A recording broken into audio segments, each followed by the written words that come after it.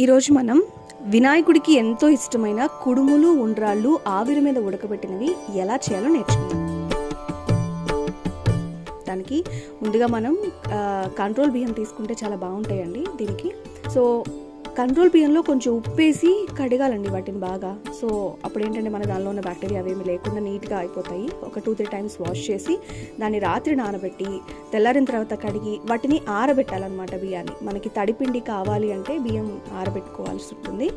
So ఆరబెట్టిన బియ్యం just చెమ్మ దిగిపోయేంత వరకు ఉంచి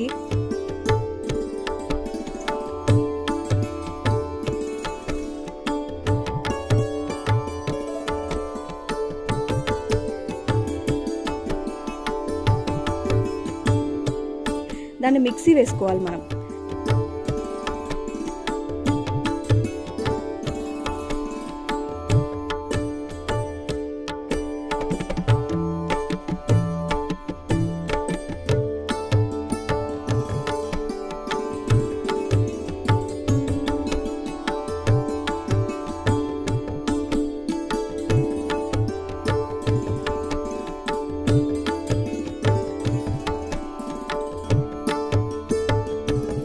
మిక్సీ వేసుకుని జల్లించుకోవాలి.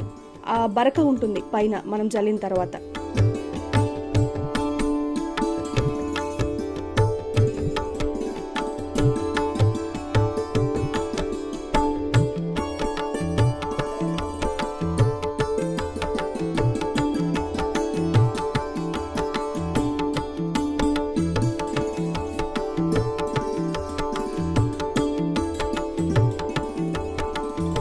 ఆ బరకని మళ్ళీ మిక్సీ వేసుకొని జల్లించి పెట్టాల్సి ఉంటుంది అనమాట. అలా ఒక 2-3 టైమ్స్ చేసేసరికి మనకి పిండి వస్తుంది. అండ్ పైన రవ్వని మనం తీసేయాల్సి ఉంటుంది లాస్ట్గా.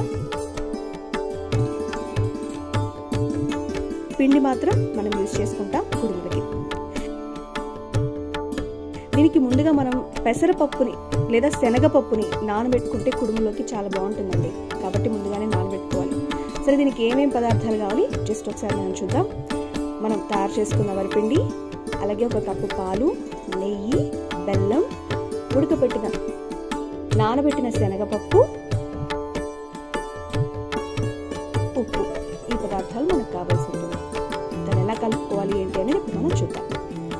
అలాగే యాలకుల పొడి ఉంటే మీ దగ్గర పంచదారతో కలిపి మిక్సీ వేసిన యాలకుల పొడి, లేకపోతే యాలకులైనా డైరెక్ట్గా మీరు యూజ్ చేసుకుంటే దంచి యూజ్ చేసుకోవచ్చు.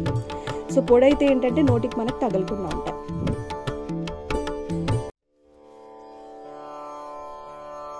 ఇక తర్వాత బెల్లాన్ని మనం నీళ్ళలో వేసి కరగబెట్టుకోవాలి. బెల్లం నీళ్ళలో వేసి కరగబెట్టుకుని బాగా ఆ బెల్లం అంతా కూడా కరిగేదాకా ఉంచి జస్ట్ పొంగు రానివ్వాలి.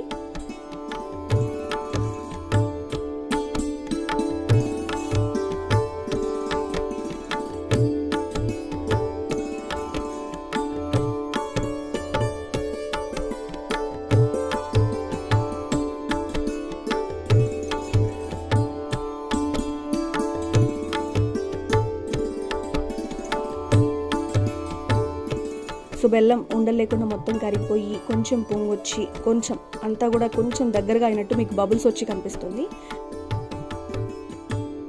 అప్పుడు మనం తీసుకున్న వరిపిండిలో యాలకుల పొడి, బెల్లము, మనం నానబెట్టుకున్న శనగపప్పు అన్నీ వేసి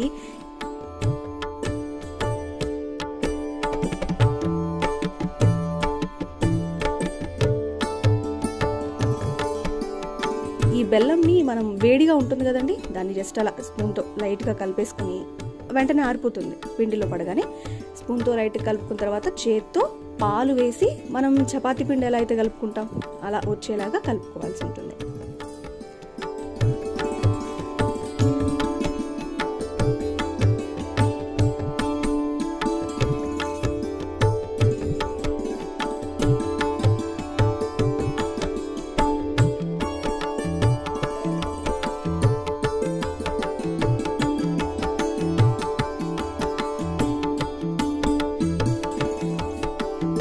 చక్కగా మొత్తం అంతా పిండిని అలా పిండి వచ్చేలా కలుపు, కొంచెం నెయ్యి కూడా వేసి కలుపుకుంటాం కాబట్టి మంచి షైనీగా భలే వస్తుందండి పిండి.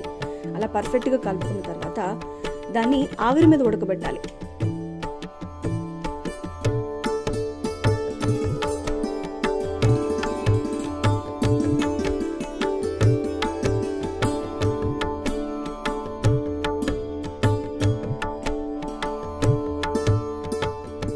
ఎంత చక్కగా ముద్ద వచ్చిందో చూసారు కదా, నీట్గా. నెయ్యి కూడా వేసాం, పాలు వేసి కలిపాము. ఆ ప్రాసెస్ అయితే చూసారు కదా. నెక్స్ట్ ఇడ్లీ ప్లేట్స్ మనం ఎలా అయితే యూజ్ చేస్తామో వాటినే ముందు నెయ్యి రాయాలి దానికి. ఎందుకంటే ఈ కుడుములు ఆవిరితో ఉడికేటప్పుడు, నెయ్యితో ఉడికినప్పుడు ఆ ఫ్లేవర్ పడుతుంది. అంతేకాకుండా నెయ్యి కుడుములు మంచి కాంబినేషన్ అండి. కొంతమంది అయితే కుడుములు నెయ్యిలో ముంచుకొని మరీ తింటారు, అంత బాగుంటాయి కుడుములు.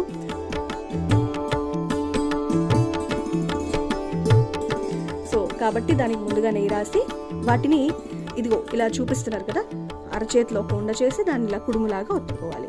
ఒత్తుకొని ప్లేట్లో పెట్టుకోవాలి.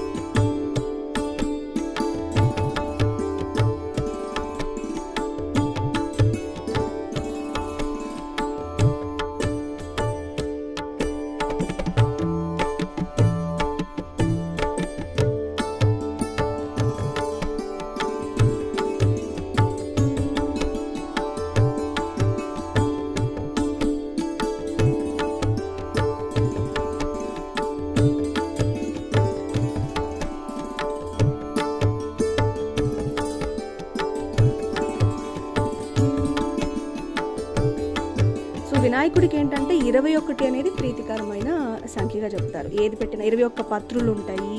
21 ఏదైనా సరే నైవేద్యంగా పెట్టాలి అని మనకి ఎప్పటి నుంచో వస్తున్న కథలో కూడా ఉంటుందన్నమాట. కాబట్టి ఆ 21 సంఖ్యలో ఉన్న కుడుముల్ని, ఉండ్రాల్ని చేసుకుంటారు. అలాగే ఇక్కడ కూడా మేము 21 ఉండ్రాల్ని అయితే చేయడం జరిగింది.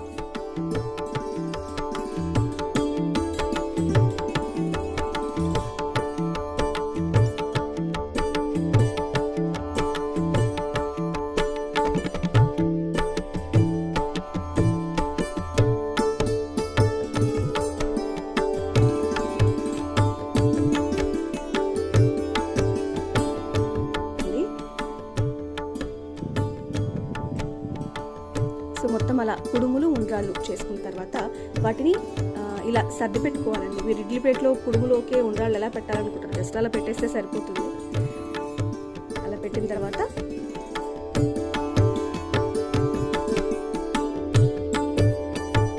దాన్ని కరెక్ట్గా 10 నిమిషాలు హైలో ఉంచిన తర్వాత సిమ్లో ఒక 5 నిమిషాలు, ఒక పావు గంట పాటు వాటిని చక్కగా ఉడకనివ్వాలి. ఉడికిన తర్వాత మీరు దాన్ని చూస్తే బాగా ఉడికిపోయి చక్కగా కనిపిస్తాయి అవి. ఒకసారి మీరు ఓపెన్ చేసిన లోపలంతా కూడా బాగా ఉడికిపోయి ఉంటుంది. సో ఒక పావు గంట తర్వాత ఉడికిన తర్వాత ఒక్కసారి మీరు దాన్ని పట్టుకొని కొంచెం ఆరాలేండి, పట్టుకొని జస్ట్ ఇలా చూస్తే లోపలంతా ఉడికి ఎంత చక్కగా ఉడికిపోయిన కుడుములో మీకు కనిపిస్తుంటాయి. సో ఇంత నీట్గా వచ్చాయి చూసారు కదా కుడుములు.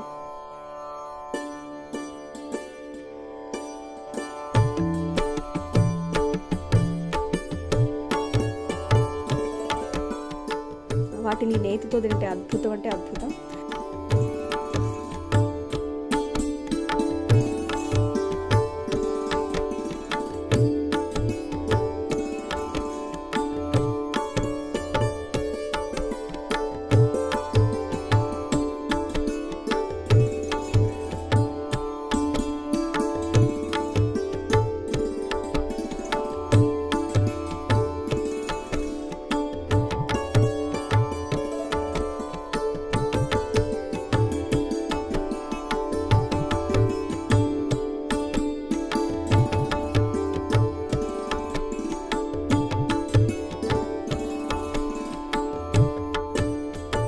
సో కుడుములు చూసారు కదా, కుడుములు, ఉండ్రాళ్ళు ఎంత బ్యూటిఫుల్గా ఉన్నాయో, చూస్తుంటేనే తినేయాలి అనిపిస్తుంది. ఎంత షైనీగా ఉన్నాయో, ఎందుకంటే నెయ్యి వేసి మనం చేసిన ప్రాసెస్ కానీ, పాలు వేసి కలపడం కానీ వాటికి అంత బ్యూటీ అండ్ టేస్ట్ని కూడా తీసుకొచ్చాయి.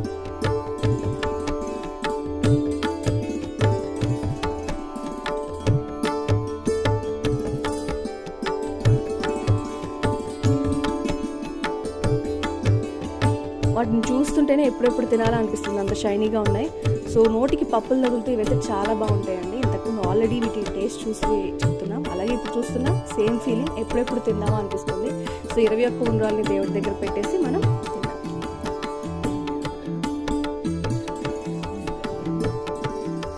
అలాగే మీరు కూడా వినాయక చవితికి ఎంతో హెల్దీ, అలాగే వినాయకుడికి చాలా ఇష్టమైన ఉండ్రాళ్ళు తినండి. ఎందుకంటే సీజనల్గా మనకి ఫెస్టివల్స్ వస్తాయి. నిజానికి దేవుడు తింటాడు అనే కంటే కూడా మన హెల్త్ కోసం కొన్ని పద్ధతుల ప్రకారం ఈ వంటకాలని తయారు చేశారు, మన హెల్త్ బాగుండాలని. అలాంటి రెసిపీస్లో ఈ కుడుములు ఉండ్రాళ్ళు ఒకటి. హెల్త్ చాలా సెట్ అవుతుందండి.